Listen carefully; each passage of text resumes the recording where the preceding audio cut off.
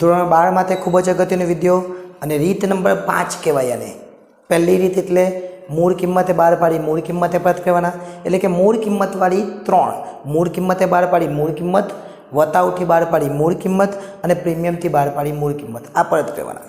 હવે મૂળ કિંમતે બહાર પાડી અને પ્રીમિયમથી પરત કરવાની રીત આપણે જોઈએ, એટલે કે સત્યમવાળો દાખલો. આ શિવમવાળો દાખલો છે, એટલે કયો વટાવથી બહાર પાડવાના છે અને પ્રીમિયમથી પરત કરવાના. જોઈએ વટાવથી બહાર પાડેલા છે, અહીંયા બહાર કેવી રીતના પાડ્યા? વટાવથી. અને પરત કેવી રીતના પાડ્યા? પ્રીમિયમથી. તો બે વસ્તુ પહેલાં જોઈ લે. જ્યારે બહાર પાડે ત્યાં કંઈ લખવાનું, તો બહાર ટોટલ છે કેટલાનો? 250નો 1. તો આપણે લખીશું અહીં 250 અને વટાવ કેટલો? 5%. તો 250 ગુણ્યા 5%, એટલે 12.5 આવે. કેટલા આવે? 12.5 વટાવ આવે. તો 12.5 માઇનસ કલાક કે 250 માઇનસ 12.5, એટલે 237.5 આપણે બહાર પાડવાનું છે. અને પરત કરવાનું તેમાં 10% પ્રીમિયમ છે, એટલે 250 છે અને પ્રીમિયમ 10%. 10% એટલે કેટલા? 25. એટલે જ્યારે બહાર પ્રીમિયમ પરત કરવાનું છે ત્યારે કેટલા? 275 થશે. બહાર પાડવાના કેટલા એ? બહાર પાડવાના 237.5 અને પરત કેટલા એ કરવાના છે? 275 રૂપિયા એ પરત કરવાના છે. દાખલાની ગણતરી સેમ કોપી પેસ્ટ જ રહેવાની છે. પહેલી જે આમનોન છે એમાં તારીખ જે પહેલી છે એ પહેલી 2 આમનોનમાં તારીખ, અને બીજી તારીખ છે એ બીજી 2 આમનોનમાં તારીખ. ટોટલ 4 તારીખ આવવાની છે. જો પહેલી આમનોન એટલે 1/4/17. આપણી જે આમનોંધ આવે એ છે બેંક ખાતે ઉધાર તે ડિબેન્ચર અરજી અને મંજૂરી ખાતે. આપણી જે આમનોંધ આવે એની જ છે, ફક્ત ફરક કયો છે? તો વટાવથી બહાર પાડેલા છે અને પ્રીમિયમથી પરત કરેલા છે. અને અગાઉ જે દાખલો હતો એ કેવો હતો? મૂળ કિંમતે બહાર પાડેલા હતા અને પ્રીમિયમથી પરત કરેલો હતો. એટલે વતાવથી બહાર પાડેલા, વતાવ કેટલો છે? તો 5. એટલે આપણે લખીશું 237.5 ગુણાકાર કરવાનો કોનો? 8000નો. એટલે આપણે લખીશું 8000 ગુણ્યા 237.5, કેમ કે 237.5 વટાવ બાદ કરતા આવેલા છે. એટલે 8000 ગુણ્યા 237.5 આપણે કરીએ એટલે જવાબ આવશે 19 લાખ. કેટલા આવશે? 19 લાખ. 19 લાખ રાઉન્ડ ફિગર આવ્યો એટલે ફરીથી મારે એકવાર ચેક કરવું પડે, કદાચ ભૂલ બી થાય ને. 8000 ગુણ્યા 237.5 બરાબર છે. એટલે ઉધાર પણ એ જ અને જમા પણ એ જ લખવાના. ફરીથી આપણે વાત કરી લઈએ પ્રમાણે જે જમા છે તે ઉધાર. શું જમા છે? તો ડિબેન્ચર અરજીને મળી તારીખ પાછી એની જ 1/4/17. ડિબેન્ચર અરજી અને મંજૂરી ખાતે ઉધાર. રકમ પણ એ જ લખવાની. કેટલી? 19 લાખ. જે ઉધાર છે તે જ જમા. એટલે કેટલા ટકાના ડિબેન્ચર? તો 7.5%. તેને જમા કરવાનું. તે 7.5%ના શું છે? નામ 7.5%ના ડિબેન્ચર છે. ડિબેન્ચર ખાતે કેટલા રહેવાના? તો 19 લાખ જ રહેવાના. કેટલા રહેવાના? 19 લાખ. આવું આપણને લાગે પણ એવું નથી આવવાનું. જોઈએ આપણે કોઈક એક રકમ બદલાશે. કઈ બદલાશે એ તમને અત્યારે ખબર પડી જશે. અત્યારે તમે આવું લખતા હતા ને, જો શું બદલાય તે જોઈ લેજો. 5% વતાવે બહાર પાડેલા છે. કેટલા? એટલે આ રકમ નથી આવવાની. જો કે કરજો વતાવે બહાર પાડેલા, અહીંયા શું આવવાનું? ડિબેન્ચર વટાવ આવવાનો. ડિબેન્ચર વતાવ ખાતે ઉધાર. જે પહેલી રીતમાં નહીં હતું, કેમ કે એમાં પ્રીમિયમ નહીં હતું, એમાં તો મૂળ કિંમત હતી. તો વટાવ કેટલો છે? વટાવ છે 12.5. તો આપણે લખીશું અહીંયા 8000 ગુણ્યા 12.5, કેમ કે 12.5 આપણો વતાવ આવ્યો અને ટોટલ ડિબેન્ચર 8000, એટલે 8000 ગુણ્યા 12.5 કરીએ.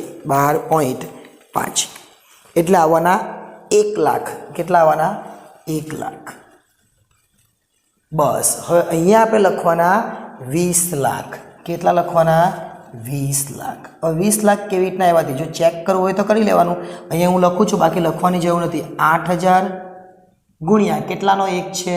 તો 250નો. તો 8000 ગુણ્યા તમે 250 કરો એટલે આવી જાય. જો કરીએ 8000 ગુણ્યા 250 થઈ ગયા 20 લાખ. પણ હવે પ્રીમિયમથી પરત કરવાનું છે, એટલે પ્રીમિયમ કેટલું છે? 25 રૂપિયા. તો એટલું આપણને નુકસાન થવાનું છે. તો તે ડિબેન્ચર પરત પ્રીમિયમ ખાતે. આ કેમ લખ્યું આપણે? કારણ કે પ્રીમિયમથી પરત કરવાના છે. આ પાંચમી રીત છે એટલે હજુ છઠ્ઠી રીતમાં બી આ જ આવશે, પણ 1, 2, 3 રીતમાં આવું આવતું હતું નહીં. 10 છે પણ એ 25 છે, કે 250નો 1 એટલે 10% એટલે 25, એટલે તમે 8000 ગુણ્યા 25 કરવા પડે. 8000 ગુણ્યા 25 તો કરીએ. 8000 ગુણ્યા 25 એટલે આવશે 2 લાખ. કેટલા આવશે? 2 લાખ. અને જેટલું પરત પ્રીમિયમ આવે એટલે જેટલું પરત પ્રીમિયમથી કરીએ એટલું આપણને નુકસાન થાય, તો એટલું ઉધાર કરવાનું. ત્યાં શું ઉધાર લખીશું? ડિબેન્ચર બહાર પાડતા થયેલ નુકસાન ખાતે ઉધાર. જે પરત કરેલું એટલે કે 2 લાખ. બંને બાજુ તમે જોઈ લો, 19 ને 1 20 ને 22 ને 20 ને 2 22. ત્રીજી રીત એટલે ત્રીજી આમનોંધ એટલે જે જમા છે તે જ ઉધાર. ચલો તારીખ કઈ લખવાની? 31/3/22. 31/3/22. જે જમા છે તે ઉધાર એટલે કે 7.5% ડિબેન્ચર ખાતે ઉધાર. ડિબેન્ચર પરત પ્રીમિયમ ખાતે ઉધાર. અને આપણે જ્યાં લઈ જાય ત્યાં ક્યાં લઈ જાય? ડિબેન્ચર હોલ્ડર, તે ડિબેન્ચર હોલ્ડર્સ ખાતે. જે જમા છે જે ઉધાર એટલે રકમ બે જ લખવાની. કેટલી? 20 લાખ અને બીજામાં 2 લાખ. અને 20 ને 2 કેટલા થાય? તો 22 લાખ થાય. આ ત્રીજી આમનોંધ. ચોથી આમનોંધમાં તારીખ આ જ લખવાની, કે 2 આમનોંધમાં પહેલી તારીખ, બીજી 2 આમનોંધમાં બીજી. 31/3/22 એટલે ચોથી આમનોંધમાં તારીખ લખવાની 31/3/22. જે જમા છે તે ઉધાર એટલે ડિબેન્ચર હોલ્ડર. ડિબેન્ચર હોલ્ડર્સ ખાતે ઉધાર, તે બેંક ખાતે. રકમ કઈ? તો 22 લાખ છે તે જ. 22 લાખ જે જમા થયેલા એ જ 22 લાખ ઉધાર. જો ડિબેન્ચર હોલ્ડરમાં 22 જમા એ જ ઉધાર કરી દેવાના અને એ જ જમા કરી દેવાનું. બસ આ 4 આમનોંધ કરવાની એટલે આપણને પૂરા માર્ક્સ મળી જાય. જોઈએ હવે ફરીથી એકવાર સમજી લે. અહીંયા ફક્ત ને ફક્ત કયો પોઈન્ટ નવો આવ્યો? જો વટાવ નવો આવ્યો, જે કઈ રીતમાં નહીં હતું?